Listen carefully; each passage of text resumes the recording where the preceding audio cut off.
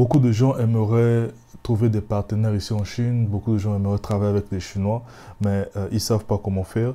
Et donc dans cette vidéo, j'aimerais te donner quelques astuces pour que tu comprennes comment est-ce que tu pourras travailler avec les Chinois, donc trouver des partenaires ici, et aussi comment est-ce que tu pourras faire pour garder un partenariat à long terme. Parce qu'il est facile de peut-être trouver un partenaire, mais c'est très difficile de rester toujours partenaire jusqu'à, pendant longtemps. Alors c'est parti.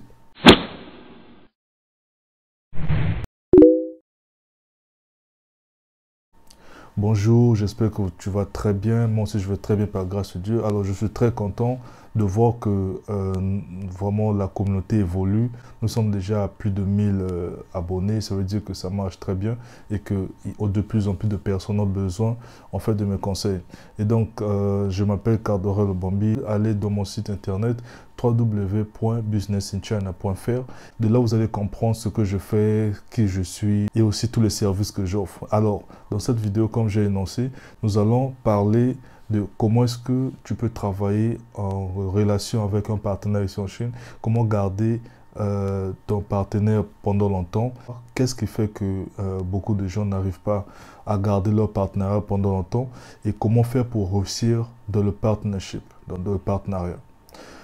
Premièrement, je vais définir c'est d'abord quoi un partenariat. Un partenariat, c'est c'est un brassage de business en fait.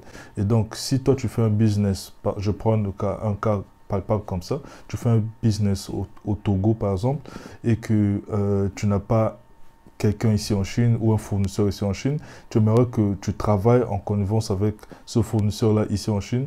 Alors, ça sera bien si il y a un partenariat, c'est-à-dire que vous faites une équipe, vous collaborez afin que chacun tire son profit en fait de son côté. Donc, si toi tu es au Togo et que c'est toi qui s'occupe du marché togolais, ceux qui en Chine vont s'occuper du marché de la Chine et que si vous travaillez ensemble, ça veut dire que vous allez acheminer peut-être de la Chine vers le Togo ou du Togo vers la Chine et vous partagez le bénéfice selon les contrats de ce que vous avez en fait signé. Et donc, pour que tu comprennes très bien encore c'est quoi le partenariat, je prends un cas par exemple, toi tu as des clients au Congo ou disons au Togo, voilà, ailleurs en France, et que tu n'as pas de fournisseur et tu n'as pas aussi de capital, mais une personne qui peut avoir le capital et aussi avoir le fournisseur peut par exemple être ici en Chine et que voilà, vous signez un partenariat, un accord dans la mesure où lui l'envoie la marchandise, toi tu reçois, vu que tu es les clients, toi tu vends et tu mets aussi en fait ton prix. Alors qu'est-ce que se passait dans le partenariat le plus, dans la majorité des cas, c'est que le clan A aura peut-être son prix et le clan B aura aussi son prix. Si par exemple, moi j'ai acheté la chose ici à 2 francs et que j'ai payé le déplacement, ça me fait 2,5 francs dans 2,5 francs et que dès que ça arrive au Togo par exemple, alors toi qui es au Togo, puisque c'est toi qui connais la clientèle, donc tu connais les gens sur place, tu connais le marché, et donc tu peux ajouter peut-être 1,5 aussi, ce qui fera 4, donc 2,5 du clan A qui se trouve ici en Chine et 1,5 pour toi qui va vendre en fait au Togo, ce qui fera 4. Et donc en prenant les 4, dans tes 1,5, tu as aussi peut-être tes charges à toi, peut-être le lieu de stockage de la marchandise, peut-être aussi le déplacement que tu as livré auprès du client. Et celui qui est en Chine aussi, dans ses 2,5, il a aussi ses charges, il a son déplacement, il a aussi peut-être voilà, l'acheminement jusqu'au Togo.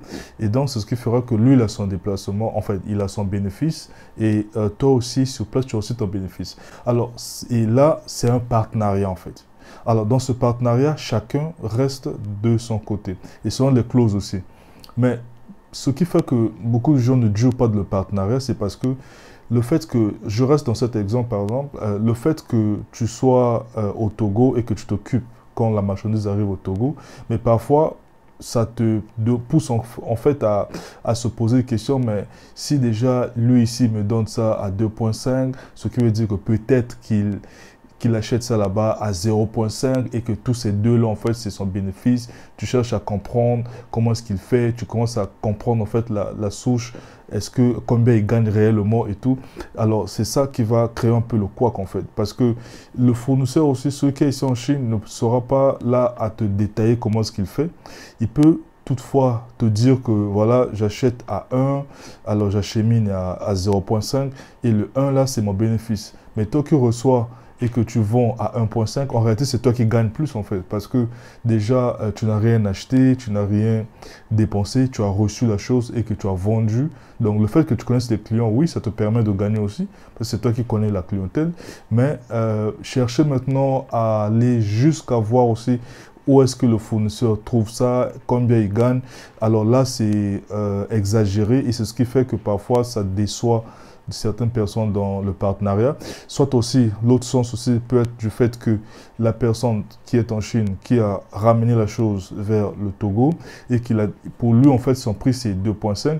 Alors, quand il se rend compte que sur place au Togo, ça se vend à 5 par exemple, lui se dit, ben, alors c'est moi qui fais tout, c'est moi qui achète, j'envoie et ça arrive là-bas. Alors, lui, il gagne plus que moi en fait, parce que dans les 2,5, lui, il prend en fait, il vend à 5, ce qui veut dire qu'il prend 2,5 gratuitement pendant qu'il n'a rien dépensé. Alors ça aussi, ce genre de pensée, ça va pousser aussi à d'autres personnes aussi d'arrêter en fait le business parce qu'il va se dire que ben voilà, tu t'occupes de ton côté, je m'occupe de mon côté. À moins que vous ayez entendu que le prix que vous allez fixer là-bas, c'est à base de ça que vous allez départager, donc partager vos bénéfices. Dans le cas où, je prends l'exemple toujours du Togo, la Chine, et que la personne dit que, ceux qui en Chine, bien sûr, disent que, alors, mes charges jusqu'au Togo, ça fait 2,5, ce qui veut dire que si tu vends à 5, par exemple, nous aurons 2,5 de bénéfices et que toi, tu prendras 1, moi, je prends 1,5. Alors, dans ce cas-là, si on se rend compte que la personne qui est au Togo, au lieu de vendre à 5, ils vont peut-être à 10 et qu'il fait comprendre à l'autre qu'ils vont à 5, à ce moment, il y aura un problème. Il y aura un problème parce que la personne qui est au Togo a violé le contrat, en fait. Selon le contrat, le prix doit être dit afin que nous partageons. Donc, nous enlevons d'abord la charge et nous partageons ce qui va rester. À ce moment-là, c'est clair. Voilà, le contrat ne peut pas continuer. Donc, voilà pourquoi la majorité des gens n'arrivent pas à continuer dans le business parce que il manque l'honnêteté. Donc, premièrement, tel que l'exemple que je dis par rapport au prix, ça c'est l'honnêteté. Et puis, l'exemple que j'ai donné pour une personne qui veut voir, comparer en fait les bénéfices, pendant que parfois il ne met rien, mais c'est l'autre qui met tout et qui achemine la marchandise. Donc, il y a le déplacement, il y a le risque aussi. Mais ceux qui reçoivent juste cherchent à comprendre réellement le bénéfice de l'autre qui fournit en fait. Or, le contrat, dans ce sens-là, c'est très simple. Tu reçois et tu vends en mettant ton pourcentage. Donc, ce qui veut dire que le prix que tu reçois, c'est ça que tu vas considérer en fait. Tu n'as pas besoin de savoir est-ce que dans ce prix-là, lui, il a gagné combien, est-ce que c'est moi qui travaille pour lui en fait. Donc, c'est pas ça. Et du coup, c'est pareil en fait, si tu veux comprendre le mécanisme de comment est-ce que le partenariat fonctionne ici en Chine, c'est bel et bien ça. Dernièrement, je vous ai fait une vidéo concernant comment est-ce que les Chinois deal, donc comment est-ce que les Chinois font leur business ici en Chine. J'ai même fait un article dessus, j'ai écrit, je mettrai aussi le lien dans la description, ce qui vous permettra en fait d'aller voir et comprendre comment ça se passe. Et donc en bref, il y a ce qu'on appelle par le guanxi. Le guanxi, ça veut dire la relation en fait, la relation que tu as avec ton frère, avec une autre personne, avec ton ami en fait. Donc les Chinois se basent sur la relation. Et pour eux, les rumeurs aussi sont très importantes. Donc, ce qui veut dire que si tu veux faire le partenariat avec la Chine, il doit d'abord avoir le guanxi. Le guanxi, c'est la relation en fait. Il doit avoir la relation. Sans relation, le Chinois ne peut pas dealer avec toi parce que il ne te connaît pas, il ne connaît pas ton témoignage, donc il ne te fait pas confiance en fait. Et donc, il doit peut-être passer par une personne intermédiaire. Si, par exemple, le Chinois me connaît et que toi, tu es venu vers moi, tu dis que tu veux faire le partenariat avec cette usine-là, par exemple, et que l'usine connaît que c'est moi qui suis là au milieu. Donc, l'usine, pour sa confiance envers moi, peut faire le partenariat avec toi en fait. C'est pas parce qu'il te connaît pas, mais c'est parce qu'il me connaît. Donc le fait qu'il y ait déjà une personne au milieu qui connaisse, c'est déjà ça la relation. Ils appellent ça le John Deere. Donc ça c'est aussi une manière de goincer en fait.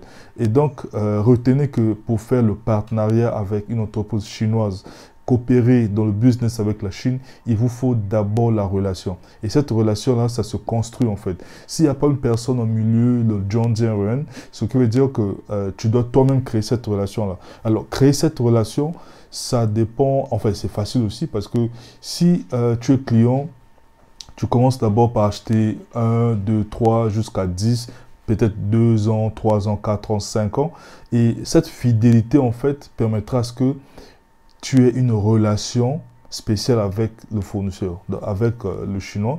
Et c'est ce qui fera que le Chinois te fasse confiance, en fait. Donc, il sait que, voilà, tu as toujours acheté vers lui et il t'a toujours voilà, fait confiance aussi de livrer. Tu lui as fait confiance, il te livre ta marchandise, il prend soin de ça et que, voilà, la relation est très bonne. À ce moment-là, le Chinois, donc disons l'usine, pourra accepter toute collaboration en fait. Donc c'est comme ça que ça fonctionne en Chine. Donc ce n'est pas en venant directement vers l'usine ou vers un fournisseur chinois pour dire que ben écoutez, j'aimerais qu'on parle. Chez nous ça fonctionne comme ça. Chez nous il n'y a pas de souci, ça dépend du contrat, ça dépend en fait du gain, ça dépend du bénéfice, de la manière dont la coopération va passer. Mais en Chine en fait ce n'est pas forcément le gain qui compte, c'est beaucoup plus la relation. Donc c'est ça. Et donc j'espère que par cette vidéo vous allez comprendre que faire une coopération avec la Chine ne dépend pas du bénéfice, ça ne dépend pas de l'opportunité, mais ça dépend plutôt de la relation que tu as avec le propriétaire de l'usine. Soit ça dépend de la relation clientèle que tu as avec cette usine-là. Et pour garder ta relation dans une coopération, il faut vraiment tenir compte de tout ce que j'ai dit là. Si c'est avec un particulier, un frère, une soeur, une tante, un père et tout ça, qui est peut-être en Chine ou bien dans votre pays aussi, essayez de respecter les clauses du contrat. C'est ce qui fera que le contrat reste, et peut-être éternellement aussi, parce que chacun va tirer le bénéfice de son côté et que le contrat restera tranquille. Alors, si il y a le mensonge, il y a la malhonnêteté, il y a aussi le cherche de chercher trop à voir clair dans la situation pendant que les clauses se limitent là, mais tu veux aller au-delà des limites. Ça aussi, c'est ce qui cause vraiment problème avec des relations et tout. Et donc, j'aimerais vous annoncer que je dois organiser peut-être une réunion de discussion sur Zoom que nous allons discuter entre les jeunes entrepreneurs. Cette réunion va beaucoup plus, nous allons discuter entre les jeunes africains, européens et tous, ceux qui parlent français bien sûr. Et nous allons parler des affaires, quels sont les couacs, quelles sont les difficultés que subissent les affairistes, en fait, les businessmen ou businesswomen.